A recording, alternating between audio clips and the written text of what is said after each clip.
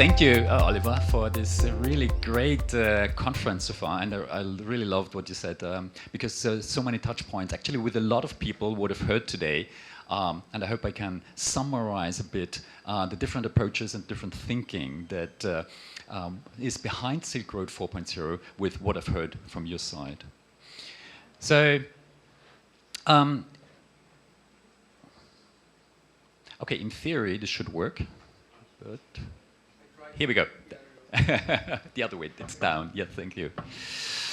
So I want you to close your eyes and think about how traveling was done, let's say 1,000 years ago. It was caravans, it was camels, it was these old sailboats. And nowadays we can press the button, and by sending an email we can communicate with people 8,000, 10,000, 15,000 kilometers away. And this is actually a modern form of a caravan that we are doing and living every single day. So I want to introduce you the colleagues from Silk Road 4.0. We're a group of digital nomads, so to say. So Silk Road 4.0 is a think tank, a nomadic think tank. We don't have one center. We're actually a center of centers, so to say. Our partners and our members are typically C-level executives, diplomats, university professors. And there's one thing that joins us, what we do, and that is the passion for thinking outside the box and traveling around the world. So this is the network of partnerships that we do. When designing my 15 minutes of stage time, I was thinking I want to make it slightly different. I want to tell you my personal story, how everything started at the very beginning. And here you can see me young and crispy, so 2016. And at that time I was super active with organizing meetups, so smaller tech conferences, I think a term that is pretty well known most over the world. And at one of the conferences, a person came to me, and I have to say I was vice president of this association, and we had 100 events in 1 year going, so naturally you know a little bit more people, and people come to you and they ask you, do you know somebody who? And this gentleman came to me and said, Philip, do you know a LoRaWAN expert? And I thought, yeah, of course, where did you look so far? And he said to me, well, I looked all over Vienna, my home place in Austria. So that's here. And he told me, yeah, I looked up everywhere in Linz. I went all to Graz. I went all the way to Salzburg, to Innsbruck, to even the most western part of Austria to find a LoRaWAN expert. And I told him, actually, are you aware that the largest community of LoRaWAN experts is located in Bratislava? So Bratislava is a capital 45 minutes outside of Vienna, and Austrians, this gentleman, was more willing to go 700 kilometers, essentially the same distance from Vienna to the west, that is to Ukraine, just to give you a perspective. He was willing to go 700 kilometers to find a LoRaWAN expert instead of going 45 minutes into the other direction, because there was a national boundary there. And this made me thinking, what happens if I leave my own comfort zone, and instead of sticking to what I know, and that is obviously my German language area. So here you can see Austria, then you can see Germany, you can see Switzerland. We all share the same language, German. What happens if I leave this comfort zone, and if I go another way? And I'm a little bit nerdy. So sorry for that. I thought, well, if I go traveling, why not doing it on a really cool, super high-tech motorcycle? And I found a couple of partners, and we installed some sensors and all this really cool, nerdy stuff that nerds love to talk about. And then I took this high-tech motorcycle all the way from Austria, following to Turkey, Armenia, Iran, Tajikistan, Turkmenistan, all the way to China and back. And of course, as a nerd, you also need a nerd destination. I decided to go to the pole of inaccessibility. Who knows the pole of inaccessibility? Somebody? That's the point on Earth that is most distant to the sea. So essentially in the middle of nowhere. and it was literally the desert. But I wanted to go there. So why not take a motorcycle to go there? Of course, next to having an amazing trip, what I really love, and that's I think a passion that I share with our friend Oliver, I love to connect people. I love to talk to people, have a lunch and so on. And I met people that are somehow related to my field of work. So my background, I'm a very boring laser physicist by trade. So this is what I started when I was young and needed the money. Somebody knows it already. And then somehow I ended up in projects related to cybersecurity, and the project got bigger and bigger. And just the last project that I was honored to lead was the Austrian flagship project for cybersecurity in autonomous cars. And I met people along the route who are experts in their field. And I remember another eye-opening story for me was speaking with a gentleman from Iran. And I have to say I was 5.5 years, the chairperson for the Austrian standardization working group for Internet of Things and also for blockchain. I had several hats. And we were talking about IoT. How do you use IoT in the world? So as a typical Western European, I thought, okay, you do it to increase transparency. You use it to reduce manual labor. Obviously, that's a typical reaction, what you say if you want to somehow sell and pitch your solution. And the gentleman told me, Philip, you know, in Iran we have an unemployment rate of 11%. Why should we spend 200,000, 300,000, 500,000 US dollars for technology that actually increases the unemployment rate? It simply doesn't make any sense. And also including increasing the transparency in the supply chain. So in certain parts of the world, let's put it that way, transparency along the supply chain is not the highest goal, because there are a lot of people in between who want to have a share of the revenues generated for shipping the goods. So this is definitely not a selling argument in certain parts of the world.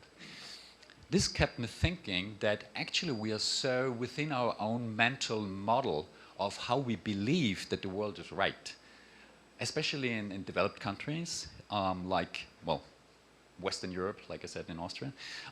For us, we think this is the truth, but the reality is, in the middle of a desert in Turkmenistan at 48 degrees Celsius, you don't think about high sophisticated cat videos.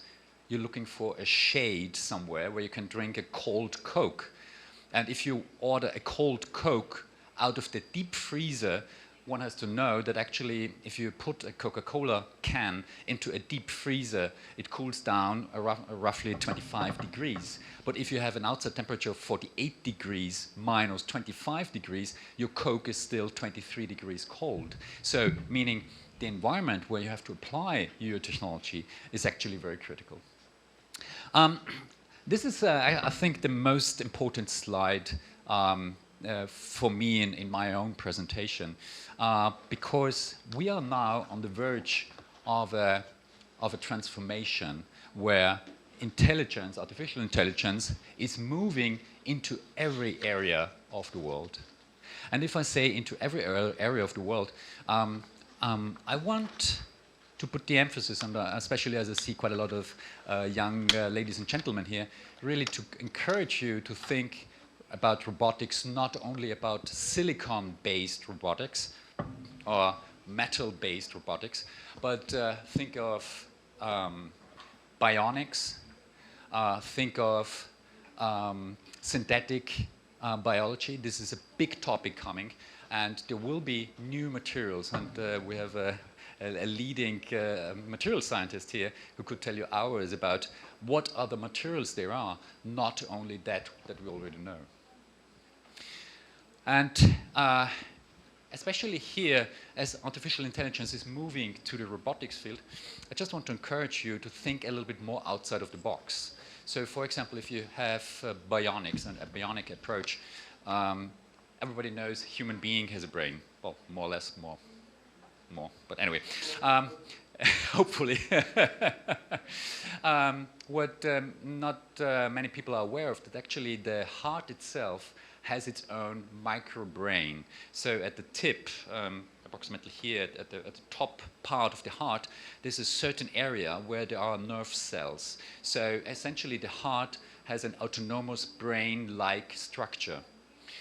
Also, the digestive system, so from the esophagus to the rectum, it consists of 200,000 nerve cells that run autonomously. It's a secondary nerve system.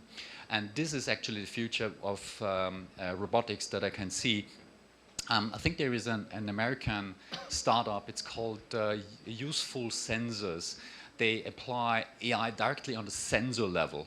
So not one at the central computing server side, but really putting it down to the sensor level to have a more sophisticated sensor experience. And this will be a huge thing.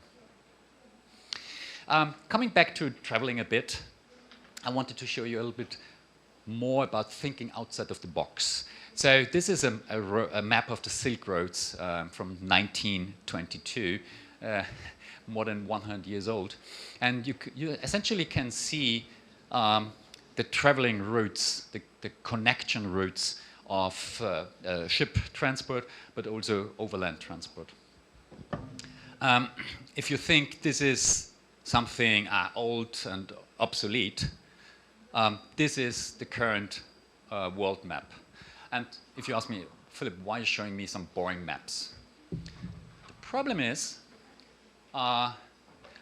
somebody knows the Ever Given ship that blocked the Suez Canal. So essentially, all the transport from Asia through the Suez Canal was blocked for 10 days. It's really disrupted the whole supply chain for ship transport back in 2020. It was a catastrophe. So I think more than 100 boats were stuck here, and you couldn't get goods, raw materials partly, to be used for manufacturing purposes. And also, if you look here closely, Ukraine, as we know, that's not a good place to ship any material through. And if you look at the very top, it goes through Russia. So if you follow the unfortunate news, a lot of transportation between Russia and Europe is blocked, sanctioned, plus the deviation around Ukraine is also blocked, meaning that a large fraction of the supply chain is severely damaged. Why I'm mentioning this is you have to think about the possible geopolitical impacts nowadays, because there was a big issue with how do you get rubber material into Europe to do plastic and for robot applications, let alone, as we were speaking about healthcare products, antibiotics. China is the largest producer of antibiotics, and in certain areas of Europe, we were simply lacking antibiotics for months. So what I want to mention is technology is not standing alone. It's not a thing that can exist on itself. And I think that's really the future of the education. And that's what I love about your approach, to connect on a personal level with other experts around the world. And this is what is much more needed in the future. So what I'm currently doing, just because I only have a couple of minutes left, I'm currently writing a paper about the different approaches to artificial intelligence in the West. So we use the United States and the European Union as examples for the West, and the BRICS countries. So for the young ladies and gentlemen who are not so familiar, BRICS stands for Brazil, Russia, India, China, and South Africa. And we're using the data from these BRICS countries representing the global South to compare it with the approach in the West. One interesting fact already is pretty obvious and pretty visible. Risk aversity is naturally much higher in developed countries, like in particular the European Union, than it is, for example, in China. So if you look at the average age of a company in Europe, I mean, Nokia is 200 years old or something, 150 years old. Whereas if you look here in China, in Shanghai, if you look at a picture from Shanghai 50 years ago, you could see, just an acre, nothing else. There were no skyscrapers at all. So the average company in China is, let's say, 20 years, 30 years, compared to 100, 150 years. So obviously, the European Union is more on preserving the existing infrastructure than in China, where they are quite relaxed on, well, let's see, and we'll figure it out on the way. Yeah, this is the really nerd slide. Killing by PowerPoint. I don't want to throw it onto you too much. I just wanted to mention that actually the BRICS countries, that's the area of the world that really the growth is happening. So if, especially the young ladies and gentlemen here, if you think about where to go next, it's good to have a good understanding of what's going on in the West. But economic growth, for sure, is Africa, is Southeast Asia, and also South America. So South America is also a pretty good region to dive into. I personally love South America very much. I also traveled to South America on a motorcycle for 17 months. I'm fluent in Spanish, and the cool thing about South America is, except Brazil, everybody speaks Spanish. So with one language, you can pass the whole continent. Just for those who want to go traveling, just a side note. Okay, couple of seconds left, and as we're running late, I think Oliver wouldn't mind having a little bit less time on me, from my side. So I just wanted to give you a short outlook what we are doing. We are organizing conferences and events along the 7 countries that I mentioned. So we'll also passing by California, probably beginning of next year. Would love to stay in touch, Alex. And also, as you can see, well, we can somehow squeeze in Nepal. And we'll do some on-site research about the applications of artificial intelligence and what are the challenges. And the last slide that I would like to share with you, Oliver, because I mentioned it to you also, it just, long story short, it happened that I got involved in the Equality Center. It's from the Bengali government, and it was introduced 2.5 weeks ago at the United Nations General Assembly. And it's a really amazing initiative for closing the digital divide between LDCs, so least developed countries, and developing world. And this is driven mainly by the Bengali government, but they are very open for partnerships, and I'm happy to throw in your towel, so to say, and introduce you to the people. Okay, so then I just say thank you for listening. If you have any questions,